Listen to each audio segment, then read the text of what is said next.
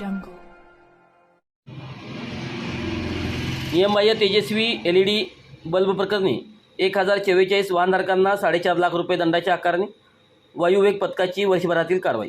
सांगली जिल्ह्यातील वाहनांना नियमबाह्य तेजस्वी LED बल्ब बसवल्याप्रकरणी उपप्रादेशिक परिवहन विभागाच्या वायुवेग पथकाने गेल्या वर्षभरात 1044 वाहनावर केलेल्या कारवाईत एकूण 4,56,200 रुपये दंडाची आकारणी करण्यात आल्याची माहिती उपप्रादेशिक परिवहन अधिकारी प्रसाद गाजरे यांनी प्रसिद्धी पत्रकाद्वारे दिली आहे.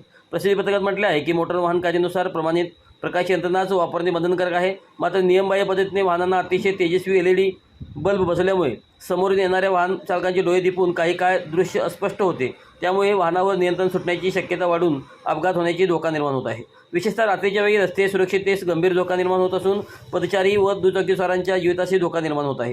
या पार्श्वभूमीवर उपप्रादेशिक परिवहन कार्यालयातील वायुवेग पथकाकडून तीव्र स्वरूपात कारवाई सुरू करण्यात आली आहे. माहे एप्रिल 2025 ते माहे फेब्रुवारी 2026 या कालावधीमध्ये कार्यप्रणालीतून वायुवेग पथकामार्फत एकूण 939 इतक्या वाहनावर कारवाई करून 4,01,700 रुपये दंडाची आकारणी केली होती. तसेच माहे मार्च 2026 वाहनांना तेजस्वी LED बल्ब बसवल्याबाबत एकूण 105 इतक्या वाहनावर कारवाई करून 54,500 रुपये दंडाची आकारणी केली गेली आहे.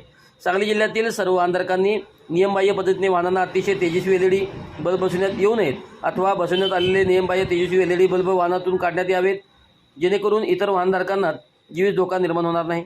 तसेच न केल्यास संबंधित वाहनधारकांना दंडास सामोरे जावे लागेल, याची नोंद घेण्यात यावी.